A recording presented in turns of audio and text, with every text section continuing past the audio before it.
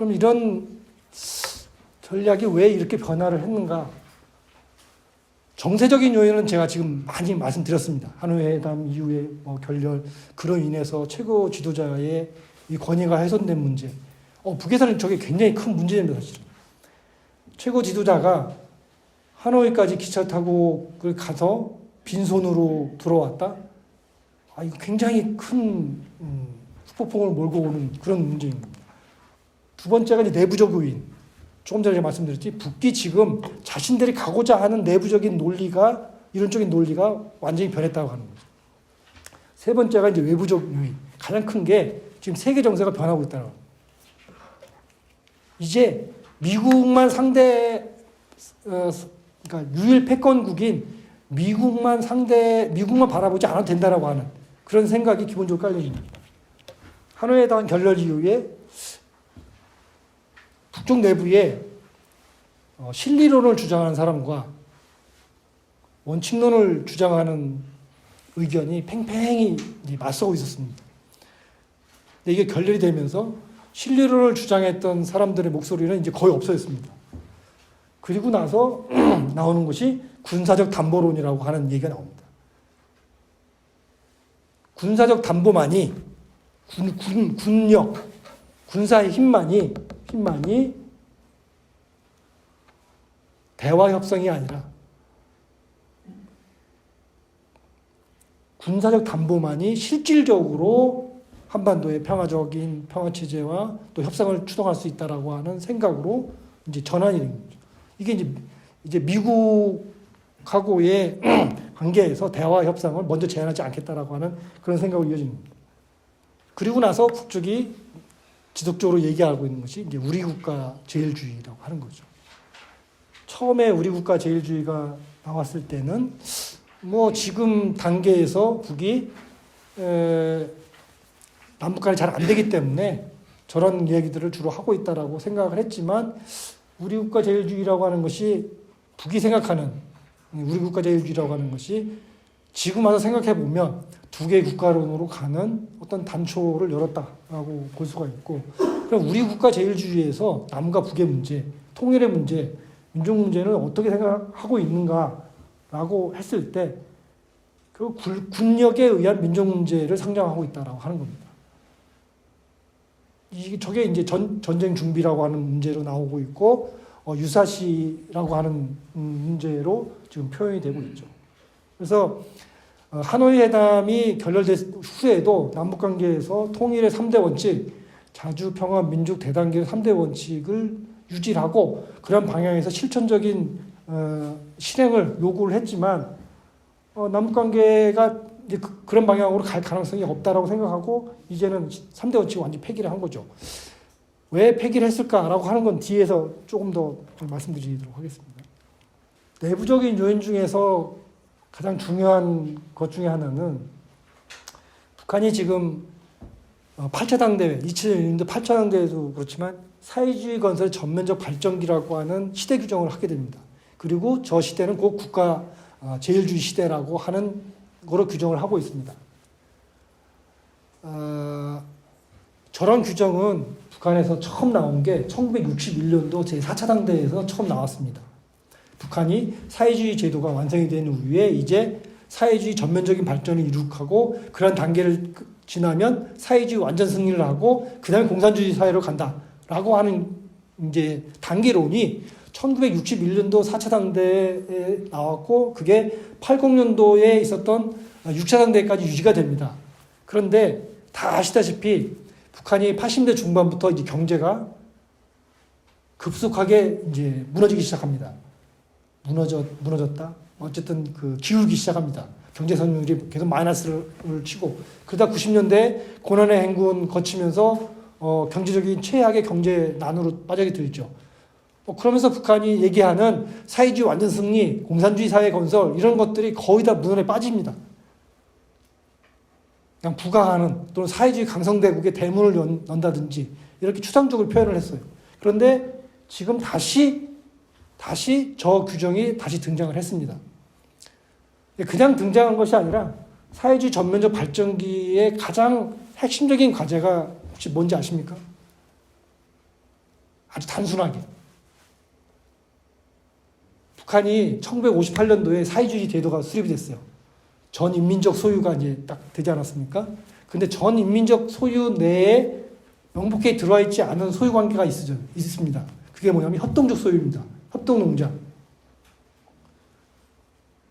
무슨 얘기냐면 각 이 국영 기업소에 있는 노동자들은 단순하게 말씀드리면 국가가 임금을 지불하는 국가 노동자죠. 그런데 협동농장의 농민들은 협동농장의 수익에 따라서 차등된 분배를 받는 농민인 거죠. 근데 이것을 협동농장의 농사에 관계없이 국가가 임금을 지급하는 농업 노동자로 바꾸는 것이 되는 겁니다. 협동적 소유가 국영농장 시스템으로 바뀌는 거죠. 그런데 몇 년 전부터 북이 협동농장이라는 말을 쓰지 않습니다. 북한의 협동농장이라는 말이 없어졌습니다. 무슨 얘기냐? 북한의 협동농장이 우리가 잘 의식하지 못하고 있는 사이에 국영농장화 시스템으로 가고 있습니다. 분배 시스템. 또 농민들을 노동자의 사상으로 사상 교양을 해야 된다라고 하는 그런 이야기가 굉장히 강하게 나오고 있습니다. 그 연장선상에서 지금 아까 말씀드린 지방발전 20승 10 정책이라고 하는 것이 이제 구체적으로 나오는 거고, 이것을 10년 동안에 반드시 해야 된다라고 하는 것을 강조하고 있는 거죠. 저렇게 되면 어떻게 될까요? 뒤에서 좀 말씀드리겠지만, 우리는 남쪽은 자본주의가 고도화된 사회로 가고 있습니다. 우리 세대가 따라가지 못할 정도로 기술 수준이나 IT나 AI 등등이 굉장히 고도화된 걸로 가고 있어요.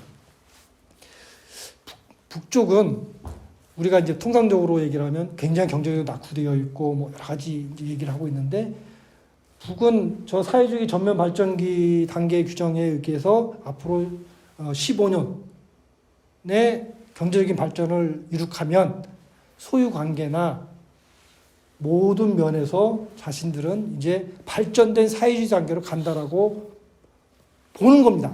그 성사 여부 관계없이 그렇게 갈 거라고 하는 거죠. 우리 입장에서, 평가의 입장에서 보면 그게 과연 가능할까? 라고 평가를 하는 것이고, 북의 지금 생각은 그렇게 간다라고 하는 겁니다. 자, 그러면 그 시점에 가게 되면 남과 북의 이 관계가 어떻게 되냐면, 자본주의가 고도로 발전된 대한민국과 사회주의 제도가 고착화되고 새로운 그 다음 단계로 넘어가는 단계의 사회주의 북한이 되는 겁니다. 자, 그랬을 때 남과 북이 완전히 사상과 이념 체제에서 완전히 다른 시스템이 되는 거죠. 이것은 중국과 대만의 경제적 시스템의 차이보다도 훨씬 엄청난 차이를 갖는 남과 북의 이질화가 이루어진다고 봅니다. 저는 거기에 이제 북이 얘기하는 두 개의 국가, 두 개의 민족이라고 하는 근거가 있다고 봅니다. 이건 참고합시다. 그래서 1936년도가 5년마다 한 번씩 당대회를 열게 되면 11차 당대회가 열리게 되는데, 이 11차 당대회 전까지 남과 북이 제발 서로 의식하지 말고 살았으면 좋겠다라고 하는 거죠. 서로 군사적으로 자극하지 말고. 우리는 15년 동안 저 길을 가기 위해서 인력 또 물적 모든 걸 투입해서, 특히 인민군대를 대부나 동원해서 저 길을 가고자 한다. 그러니까 서로 자극하지 말고 대한민국 길을 가라라고 하는 생각이 기초에 깔려 있다는. 또 하나의 변화 요인은 세대 교체입니다. 저희도 아까 북쪽에 이제 젊은 세대 얘기를 말씀을 드렸습니다만은, 세대 교체가 굉장히 많이 되고 있습니다. 북쪽 내부에 문헌에도 이런 얘기 나옵니다. 무슨 얘기가 나오냐면, 농민들이 농사 짓기를 싫어해요. 당연한 거 아닙니까? 농촌에 태어난 젊은 세대들이 농촌을 떠나요. 떠나려고 합니다. 농촌에 남아있는 사람들조차도 우리가 통상적으로 얘기하는 장마당, 이 시장이라고 하는 형태로 해서 좀 더 많은 수익을 내고자 하는 방향의 사고가 변하는 그런 의식 변화 부분들이 되어 있다라는 겁니다. 또 하나는 북한의 새로운 세대라고 하는 것이 우리 세대도 마찬가지지만 일제시기 전쟁을 겪지 않았을 뿐만 아니라 이제 북한의 새로운 세대들은 90년대에 고난의 행군을 겪었던 다음 세대들입니다. 북한에 온전하게 어려서부터 컴퓨터와 휴대전화에 익숙해져 성장한 세대들이 이제 등장하고 있습니다.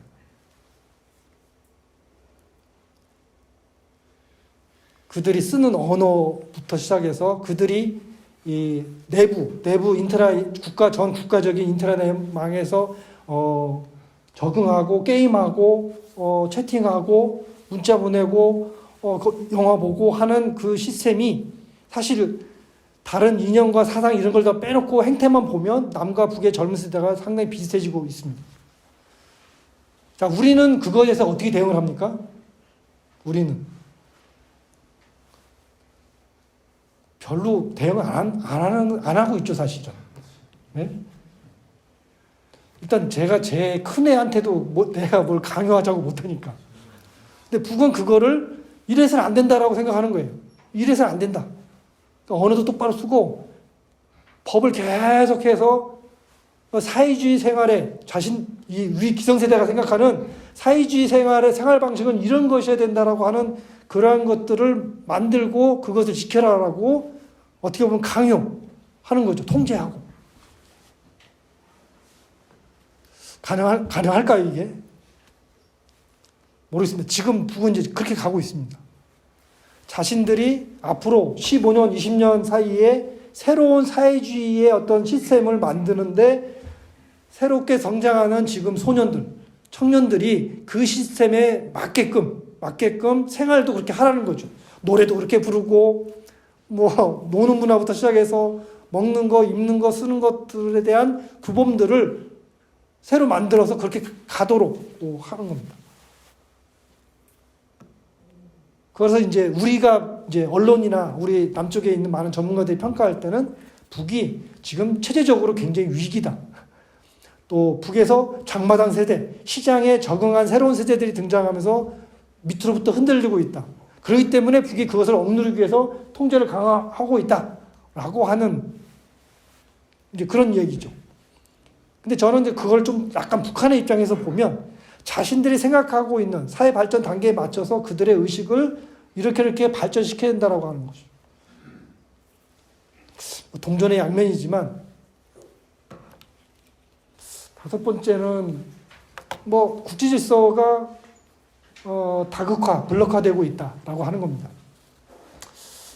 처음에 8차 당대에서 북한은 다사다난한 국제정치 정세와 주변 환경이라고 표현했습니다.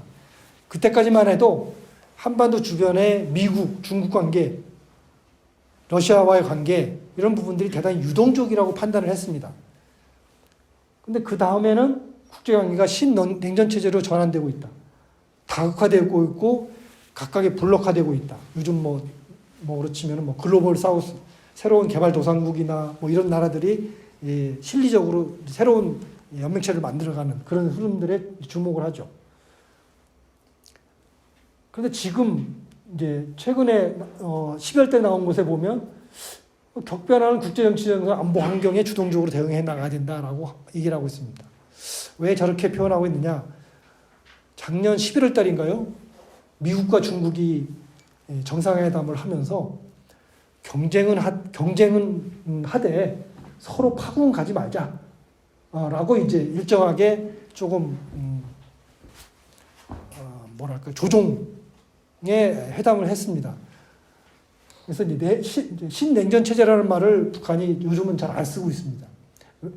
내용적으로 봐도 지금의 국제 정세는 오늘 신문 보시면 아시겠지만 한국하고 쿠바하고 대사급 이제 수교를 한다고 하지 않습니까? 이게 다극화되고 국제 질서가 미국 중심의 유일 패권 체제에서 다극화되고 블록화되는 흐름으로 가고 있는데 이게 과거에 사회주의 소련을 중심으로 하는 사회주의 체제, 소련을 중심으로 하는 미국을 중심으로 하는 자본주의 체제 간의 진영 간 대립이 아니라 다극화, 블록화가 되고 있지만 저기에 망라되어 있는 나라들은 그 안에서 그냥 실리를 취한다는 거죠. 지금 인도가 가장 대표적인 사례인 거죠. 그러니까 국익에 어떤 게 더 유익한가라고 해서 등거리 외교도 하고 어떤 때는 미국 편을 들어주고 어떤 때는 중국 편을 들어주고 하는 이런 실리적인 외교 관계 속에서 이게 과거의 냉전 시스템하고는 다르다라고 하는 거죠. 그래서 새로운 국제 질서가 지금 형성되고 있다. 굉장히 다극화되고 있고 미중 중심의 어떤 패권 경쟁이 앞으로 굉장히 가고 있고 서로 패권 경쟁을 하면서 서로 자기 편을 끌어들이기 위해서 다각화 블록화가 되고 있다. 그런데 그 블록에 묶은 사람은 일방적으로 저 그룹은 다 친중이야, 친미야 이렇게 하기 어려운 그런 관계로 가고 있다라고 볼 수 있습니다. 이러한 관계 속에서 북이 생각하고 있는 것은 아까 미국은 완전히 이제 대화 협상 부분에서 미국이 새로운 대화의 틀을 미리 만들어서 가지고 오지 않는 한 미국과의 대화 협상은 없다. 그러면 어떻게 할 것인가? 한국은 배제하고 이미 20년도에 김여정의 부부장 담화에 그렇게 나와 있습니다. 러시아하고 작년 9월 달인가요? 정상회담 했죠. 푸틴 대통령이 4월 달이나 5월 달에 평양을 답방을 하게 됩니다. 그리고 올해 북중 수교 몇 주년? 70주년인가요? 80주년? 아니다. 75주년. 그래서 조중 친선회에서 정치, 경제적인 교류를 확대하기로 지금 해 나왔습니다. 제가 얼마 전에 이제 저기 압록강을 스풍댐부터 시작을 해가지고 압록강 하구까지를 쭉 배도 타고 쭉 이제 둘러왔는데 중간에는 확실히 이제 변경무역을 다시 재개하고 활성화시키려고 하는 다양한 논의가 있습니다. 평양에서 기업 대표단이 거의 매주 중국으로 나오는 그런 장면들을 볼 수가 있어요. 더군다나 이제 북러 간의 합동 군사 연습까지도 사실은 이제 가능한 시점이 됐습니다. 지금 러시아의 태평양 함대가 동해나 이런 데서 한미 연합 훈련할 때 지금 하고 있죠. 독자적으로. 그것이 이제 북러 연습 합동 연습이 되게 되면 북이 그걸 선택할지는 모르겠지만 굉장히 사실은 남북 간에 할 수 있는 공간은 더 줄어든다고 볼 수 있겠죠. 그 다음에 얼마 전에 최선희 외무상이 러시아에 갔다 온 다음에 언급한 것을 보면 북러 간에 군사조약을 다시 체결하는, 그러니까 서로 간에 침공을 당했을 때 자동적으로 군사적으로 개입하는 그런 형태의 새로운 조약을 맺을 가능성이 높아지고 있습니다. 그러니까 북한의 입장에서 생각해 보면 한미 합동 군사 연습이 가장 핵심적인 사실이고 그것에 대응해서 자체적인 국가 방위력을 고도화하고 있지만 그것에 맞서는 러시아와 중국을 포괄하는 새로운 지역 안보 시스템 이런 부분에 대한 고민도 같이 하고 있다고 볼 수 있습니다. 한 가지 더 말씀드리면 그런 관계에서 일본하고는 지금 굉장히 여러 가지 이야기를 하고 있습니다. 그래서 올해 신년에 그 위로 전문인가요? 지진에 대해서 깍듯이 각하라고 하는 표현까지 써가지고 전문을 김정은 위원장 명의로 보내고 그랬죠. 그리고 얼마 전에 기시다 총리가 여러 가지 접촉을 하고 있다, 할 생각이다라고 하는 이야기들을 하고 있습니다. 또 북측 입장에서 납북자, 납치 피해자 이 문제가 굉장히인데 북측이 일부 양보안을 저는 마련해놓고 있는 걸로 알고 있어요. 그런 부분에서 이제 일본이 어떤 태도를 보이는가라고 하는 것도 굉장히 중요한 문제라고 봅니다. 대미 장기적 정말 이건 계속 제가 말씀드렸으니까 그냥 지나가겠습니다. 대남 사업을 대적 사업으로 2020년도에 처음으로 언급하고 이제 제1적대국으로 이번에 이제 규정을 하게 됐습니다. 그러니까 이번에 이렇게 규정한 것이 하루아침에 이렇게 된 것이 아니라 이미 2020년부터 시작을 해서 3년간 이상의 내부적인 논의와 여러 가지 남북 간의 접촉 과정에서의 결렬 이런 것들이 지금 있었다라고 봅니다. 그리고 이제 최종적으로 문재인 정부에 대한 재평가를 최근에 했죠. 김여정 부부장이 담화를 내면서 굉장히 뭐랄까요? 비꼬았다고 그럴까요? 그런데 1월 2일 담화에서 보면 윤석열 정부에 대해서 굉장히 높이 평가를 하고 있습니다. 혹시 저거 보셨습니까? 그게 뭐냐면 문재인 정부 때 2018년도, 19년도에 많은 남북 간에 합의를 했는데 그것을 합법적으로 깰 수 있는 명분을 윤석열 정부가 준 것에 대해서 고맙다라는 그런 취지의 담화예요. 그리고 문재인 정부에 대해서 저렇게 굉장히 이제 냉정하게 평가를 하고 있습니다. 그 결과가 이제 저 맨 위에 있는 저 문장과 같은 결론입니다. 무슨 얘기냐면 이제는 미국의 어떤 특정한 행정부, 남쪽의 어떤 특정한 정권과 대화 협상하지 않겠다는 겁니다. 미국, 대한민국이라고 하는 실체화 하겠다는 겁니다. 그러니까 무슨 얘기냐면 우리 항상 그런 얘기 하잖아요.